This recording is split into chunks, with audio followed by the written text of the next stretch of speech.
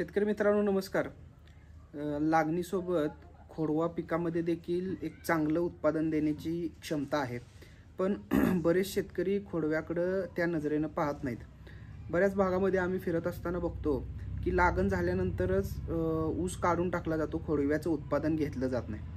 मित्रांनो एक गोष्ट लक्षात घ्या, खोडवा उत्पादनामध्ये आपल्याला सुरुवातीचा जो खर्च आहे म्हणजे मशागतीचा खर्च असेल, बियाणाचा खर्च असेल, जमीन तयार करण्याचा खर्च आहे, लागवडीचा खर्च आहे, हा सगळा खर्च आपला खोडव्यामध्ये वाचतोय। म्हणजे जवळपास 40-50% आपण खर्चामध्ये बचत करतोय आणि खोडव्यापासून मिळणारे उत्पादन हे बोनस उत्पादन आहे असं समजा।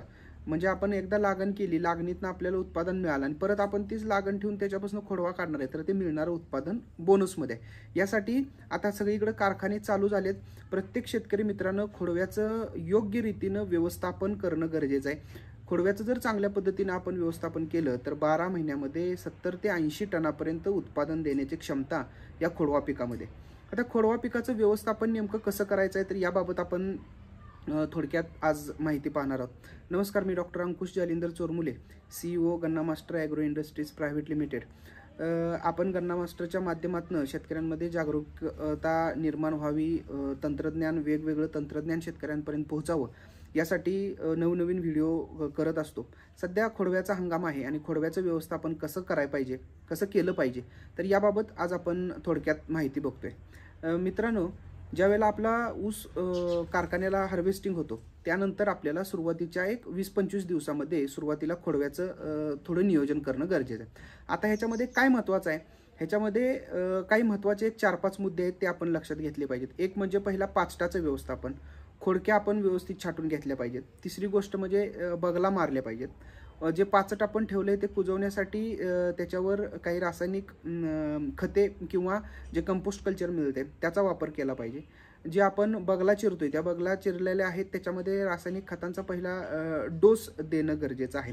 आणि जे खोडक्या आपण छाटलेले आहेत त्याच्यावर बुरशीनाशक कीटकनाशकांची फवारणी घेणे आणि पाणी देणे, एवढंच खोडव्यामध्ये आपल्याला सुरुवातीला एक 20-25 दिवसामध्ये काम करायचं आहे। सुरुवातीला आपल्याला ज्यावेळेला आपला ऊस तुटून जातो तर ऊस तुटून गेल्यानंतर आपल्याला पाचटाचं व्यवस्थापन करणं गरजेचं आहे। मित्रांनो एक गोष्ट लक्षात घ्या, आपल्या अडसाली ऊसापासून जवळपास 4 ते 5 मेट्रिक टन पाचट निघतं आणि हे पाचट आपण बऱ्याच वेळेला आपल्याला माहिती नसल्यामुळे आपण ते जाळून घालवतो। तर हे पाचट जाळून न घालवता ते पाचट आपण आपल्या शेतामध्ये आहे तसंच कुजवलं पाहिजे। ते जर आपण कुजवलं तर आपल्या जमिनीचं ऑर्गॅनिक कार्बन वाढायलाही मदत होईल। जमिनीमध्ये तुम्ही उन्हाळ्याच्या काळामध्ये पाण्याचा ऱ्हास किंवा पाण्याचे बाष्पीभवन जे आहे ते पाण्याचं बाष्पीभवन उन्हाळ्याच्या काळामध्ये शेतामध्ये कमी होतं। त्याचसोबत तणांची वाढ जास्त होत नाही, तणांचा चांगला बंदोबस्त होतो। एक नॅचरल मल्चिंग शेतामध्ये तयार होतं। जमिनीचं तापमान जे आहे ते जमिनीचं तापमान व्यवस्थित राखलं जातं आणि जमिनीचे भौतिक गुणधर्म सुधारायला देखील मदत होते। तर यासाठी मित्रांनो आपण पाचट जाळलं नाही पाहिजे।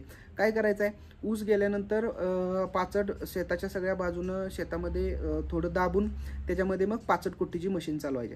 आता पाचट कुट्टीची मशीन चालवताना ह्यामध्ये 2 प्रकारच्या मशीन येतात। एक हॅमर ब्लेड असलेली मशीन आहे आणि एक ड्रम असलेली मशीन आहे। दोन्ही मशीनीनं काम चांगलं होतं, पण हॅमर जे असणारी जी मशीन आहे त्यामध्ये जर दाट पाला असेल तर तो पाला जास्त बारीक होत नाही। तर अशा जागी मग आपण जे ड्रम आहे, ड्रम असणारी मशीन आहे, मोठा ड्रम असतो, व्हॅक्यूम क्रिएट करून पाला उचलून मागं पात्यावर टाकला जातो, तर याचा वापर करा।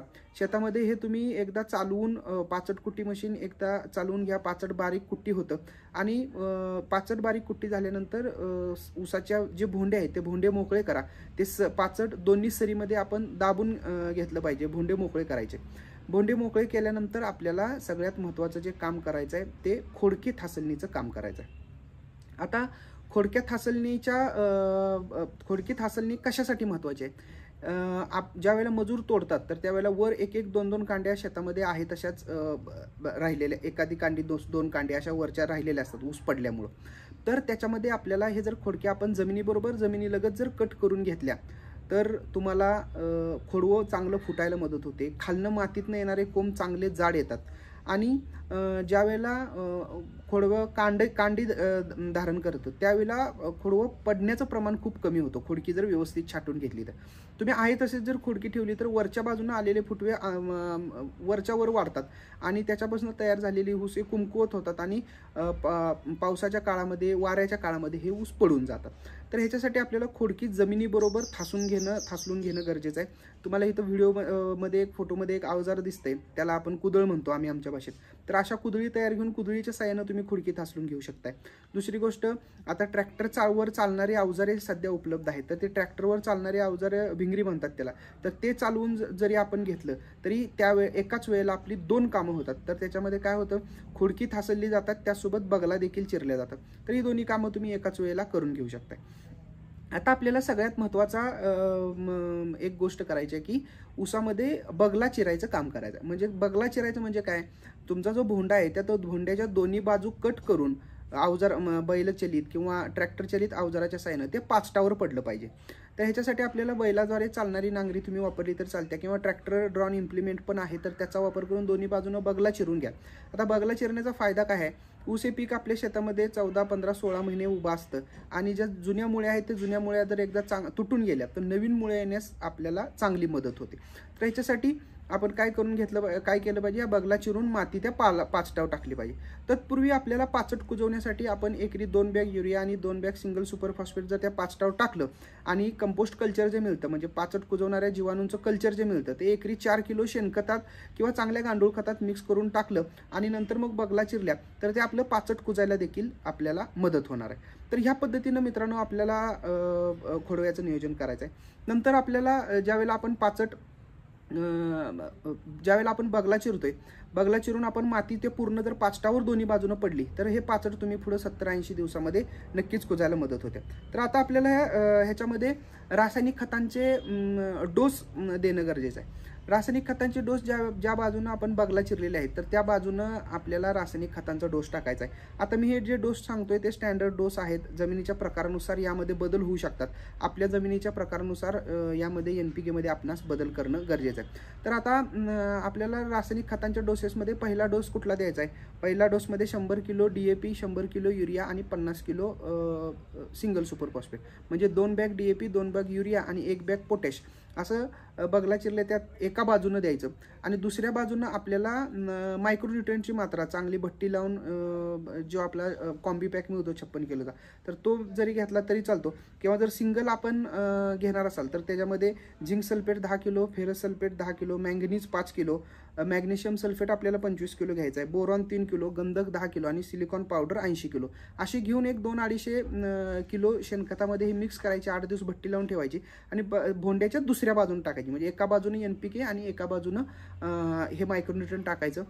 थोडं मजुरांच्या साहाय्यानं पायानं वगैरे ते माती अड करून घ्यायचं आणि मग आपल्याला शेतामध्ये पाणी द्यायचं आहे. आता ज्या शेतकऱ्यांच्या शेतामध्ये ड्रीप आहे त्यांनी ड्रीपवर पाचटावर हातरलं तरी चालेल किंवा भोंड्यावर हातरलं तरी पण चालू शकते, पण पाचटावर जर हातरलं तर लवकर तुमचा पाला कुजायला मदत होणार आहे. आणि जर पाट पाणी असेल तर दोन्ही बाजून आपण ज्या बगला चिरलेल्या आहेत त्या बगल्यातनं पाणी जाऊ शकते, पाचटही चांगलं भिजेल आणि कुजायला पाचट मदत होईल.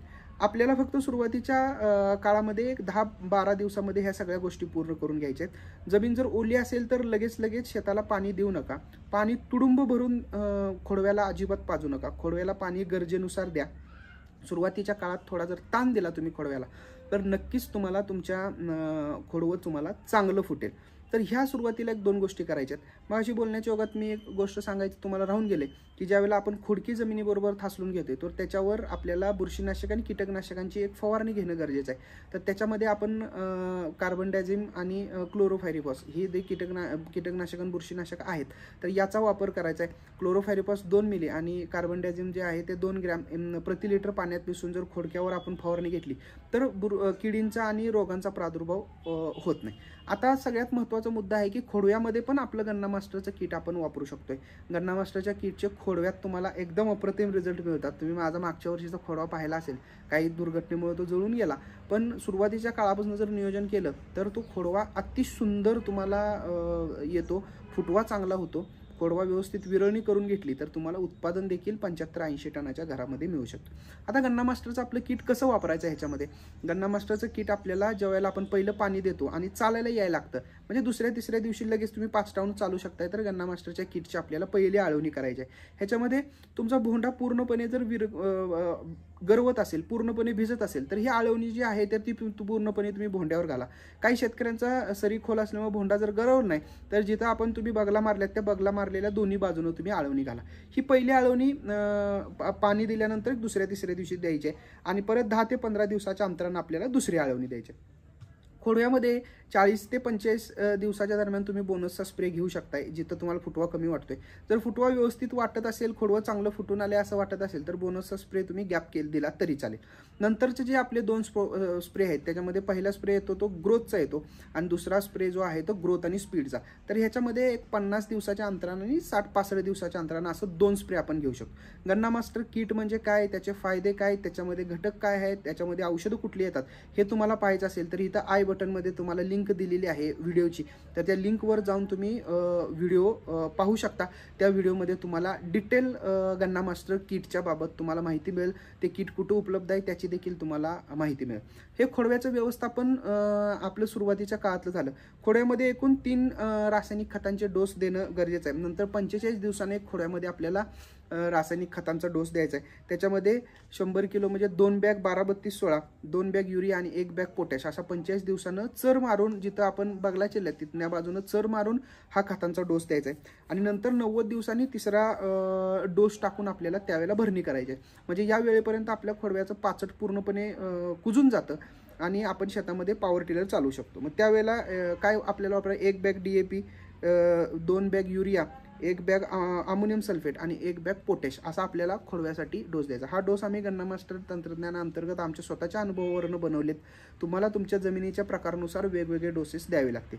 90 दिवसानंतर पॉवर टिलर रिवर्स चालवून व्यवस्थित खोडव्याला माती लावून घ्या. तत्पूर्वी संख्या जास्त झाली असेल तर आपल्याला विरळणी करून घेणं गरजेचं आहे. ही विरळणी आपल्याला आपल्या सरीच्या अंतरानुसार आपल्याला 10 फुटामध्ये किती ऊस ठेवायचे, समजा 5 फुटाची सरी असेल तर 10 फुटामध्ये 50 ऊस ठेवून आपल्याला जे जास्तचे कोंब आहेत ते काढून घ्यायचे आणि खोडव्याला चांगल्या प्रकारे माती लावायची. ह्या वेळेपर्यंत तुमचा पाचट पूर्णपणे कुजून जाते आणि भरणीच्या वेळेनंतर तुम्ही मास्टर कॅनचे जर 2 स्प्रे 15 दिवसाच्या अंतरानं दिले तर नक्कीच त्याचा फायदा, खोडव्याचे कांडे मोठे व्हायला, पान रुंद व्हायला तुम्हाला होणार आहे. तत्पूर्वी 90 ते 70 दिवसाच्या दरम्यान तुम्ही मध्ये रिकव्हरचा 1 किंवा 2 स्प्रे घेऊ शकताय. त्याचा देखील फायदा तुम्हाला थंडीच्या काळामध्ये वगैरे चांगला होणार आहे. तर या पद्धतीने मित्रांनो आपल्याला खोडव्याचं व्यवस्थापन करणं गरजेचं आहे. मी ज्या गोष्टी सांगितल्या त्या गोष्टी फॉलो करा. खोडव्याचं व्यवस्थापन चांगल्या पद्धतीने करा. खोडवा एक तुम्हाला बोनस उत्पादन मिळवून देणारं पीक आहे.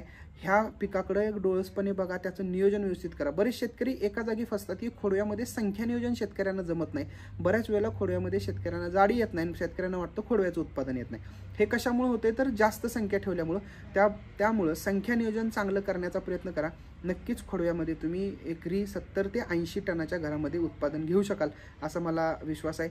येणाऱ्या या पुढच्या सुरू हंगामासाठी आणि खोडव्याच्या हंगामासाठी सर्व शेतकरी मित्रांना गन्ना मास्टर टीमतर्फे शुभेच्छा.